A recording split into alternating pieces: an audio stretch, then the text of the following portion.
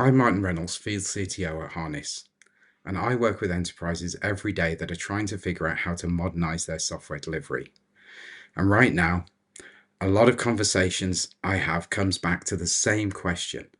Is platform engineering still just about tooling, or has it become something more fundamental? I want to make the case today that it's absolutely something more fundamental, and I want to give you a framework for thinking about what that actually means in practice. Let's start with where we are. Platform engineering has gone from a niche discipline to a boardroom conversation in about 3 years. And I think that rapid rise has left a lot of teams still figuring out what it actually means in practice. Here's my framing. Platform engineering is not a team, it's not a tooling strategy, it's not it's the operating model for scaling software delivery across an organization. The reason it's become the default is simple. As software delivery gets more complex, more distributed, and more AI assisted, you need a consistent, governed, opinionated system underneath it. Ad hoc toolchains and tribal knowledge don't scale. Platform engineering does, but only if you build it right. Here's the context that makes platform engineering's importance just undeniable. Look at where engineering time actually goes. The inner loop, writing the code, the part that AI is transforming right now, accounts for roughly 30 to 40% of total engineering time. The outer loop, everything that happens after code is written, testing, securing, deploying, governing, observing, rolling back, that's 60 to 70%. Most organizations have poured their investment into accelerating the 30. And largely, they succeeded. Developers are more productive in the IDE than they have ever been. But the outer loop, still mostly manual, still mostly human coordinated, still the reason that software takes weeks to get from a developer's laptop to a customer. Platform engineering is fundamentally an outer loop discipline, and that's why it matters. I want to give a name to the problem that platform engineering is solving. I call it the IKEA problem. Every deployment still feels like assembling IKEA furniture with instructions written by a different team. The tooling exists, the automation exists somewhere, but it's disconnected. It's inconsistently applied. Every team has a slightly different way of doing things, and the cognitive overhead of just figuring out how to deploy before you've even started thinking about what you're deploying is enormous. Platform teams exist to make that go away. One portal, one set of golden paths. Select the pattern that fits your workload and go. The platform handles the complexity underneath, and that's the shift. Which brings me to the most important distinction I want to make today. A toolchain is a collection of integrations.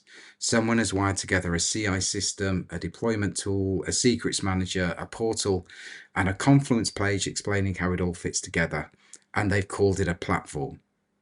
A platform product is something fundamentally different. It has a clear value proposition for its users. It has SLAs. It has an opinionated point of view about how software should be delivered. It treats developers and engineers as customers, and it measures success by whether those customers are getting value. The difference shows up in outcomes. Lloyd's Banking Group had an average developer onboarding time of 35 days and a 4-week lead time just to establish a new pipeline. They replaced over 1,000 bespoke pipelines with 36 standardized golden paths. Developer onboarding dropped from 35 days to 1 hour. They saved millions on tool costs alone. And that's not a tooling win. That's what happens when you treat your delivery infrastructure as a product. High-performing platform teams publish SLAs on their golden paths. They run developer NPS surveys. They have a roadmap. They ship features. If your platform team doesn't have a roadmap and a set of developer success metrics, you're running a tool chain. The jump to platform product is the most important transition in platform engineering maturity. Let me spend a moment on golden paths, because I think this concept is often misunderstood. A golden path is not a restriction. A golden path is an opinionated, pre-built workflow that has governance, security, compliance, and reliability already built into it. When a developer selects a golden path, they're not choosing a constrained option. They're choosing the fast option, the one that doesn't require them to think about infrastructure, policy, or deployment mechanics. The platform has already solved for these problems for them. A golden ticket, by contrast, says do whatever you want. That sounds like developer freedom. In practice, it means every team reinvents the wheel. Every deployment is slightly different. Every security review starts from scratch, and every incident investigation takes 3 times as long because nobody can understand how the thing was deployed in the first place. In a world where AI is generating more and more code, you simply cannot manually govern every change. The path itself has to carry the policy. That's the design principle behind golden paths, and it's why platform teams that get this right can scale governance without scaling headcount. Now, here's where it gets urgent for this audience. Everything I've described so far, the outer loop bottleneck, the IKEA problem, the need for standardized golden paths, this was already true before AI. AI has made it acute. The inner loop is accelerating dramatically. GitHub data shows the overwhelming majority of developers are now using AI coding assistants regularly. Some teams are already seeing pull request volumes multiply 5-10 times over compared to 18 months ago. That change doesn't stop at the IDE. It hits your pipelines, your test suites, your security scanning queues, your change approval workflows, your deployment orchestration. Every single part of the outer loop is now under more pressure than it was designed for. Here's the Ford analogy I use with engineering leaders. Imagine Ford increasing the volume of raw materials into the factory 4 times over without redesigning the assembly line. You don't get 4 times more vehicles. You get congestion, you get quality failures and operational stress. That's exactly what's happening in software delivery right now. AI has turned up the tap on the front end, and most organizations haven't redesigned the assembly line. The platform team's job in 2026 is to redesign the assembly line before your developers just drown in it. Let me make the consequences concrete, because I think they're underappreciated. When delivery platforms don't scale with AI-generated change velocity, 3 things happen reliably. First, security degrades. When pipelines are bespoke, inconsistently configured, and under pressure from higher change volumes, security checks get skipped or moved out of band. We're already seeing this, teams sacrificing security steps to keep up with deployment volume. Second, incident rates rise. More change, less governance, less verification. The blast radius of each deployment gets harder to contain. Rollback becomes complicated because nobody can easily trace what changed and when. Third, developer experience just collapses. Developers spend more time fighting the delivery system than building product. Toil increases. Frustration increases. The best engineers leave for organizations with better tooling. This is not a theoretical risk either. It's what we're seeing in enterprises right now. A strong platform is your defense against all 3, which is why the investment just isn't optional. I want to be direct about the success metric for platform engineering because I think it's often wrong. Teams measure platform success by adoption rates, by the number of services onboarded, by the percentage of teams using the golden path. Those are just the leading indicators, not outcomes. The outcome is developer experience. Can a developer join the organization and be productive in days rather than weeks? As I already mentioned, Lloyd's went from 35-day onboarding to 1 hour. Kroger reduced new application onboarding from 2 to 3 hours down to 5 minutes. United Airlines reduced new microservice onboarding from 2 to 4 weeks to 1 to 4 hours. These aren't deployment metrics, they're developer experience metrics.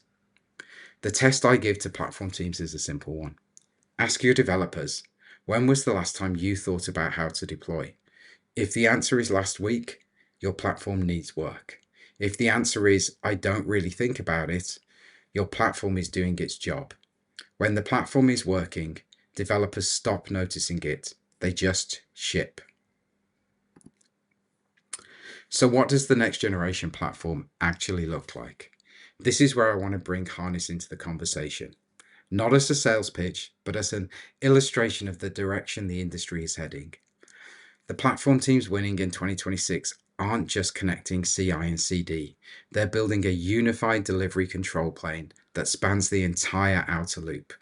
Continuous integration, continuous delivery, infrastructure as code, security testing embedded in the pipeline, not bolted on after, feature management and experimentation so developers can release decoupled from deployment, cloud cost visibility connected to delivery decisions, an internal developer portal that surfaces all of this through a single coherent developer experience, and increasingly AI embedded across all of it, not as a chatbot, but as an operational intelligence, agents that can set up compliant pipelines, agents that can review change for security risk and auto remediate known vulnerabilities, agents that can continuously verify deployments and trigger a rollback when something looks wrong, all of it operating within the governance boundaries that the platform team defines.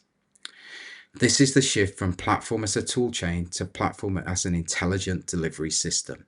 The platform team stops being a set of tool integrators.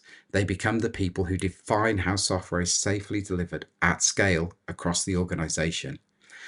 That is a strategic function, and it's one of the most important roles in engineering right now. Let me leave you with 3 things. First, platform engineering is the operating model for the AI era, not an optional investment, not a tooling preference, the operating model. As AI accelerates the volumes and velocity of software change, the organizations without strong platform foundations will feel it in their incident rates, their security posture, and their developer experience. The ones with strong foundations will use AI to compound their advantage. Second, DevX is the primary success metric, not adoption, not services onboarded, whether developers can ship without thinking about how to ship. If your platform is invisible to developers, it's working. If they're still fighting it, you have more to build. Third, governance just is not friction. In high-performing platform teams, governance is codified, automated, and embedded into every golden path. It's the thing that lets developers move fast safely because the system already knows the guardrails. Governance is the permission structure for speed, not the thing that slows you down. Thank you.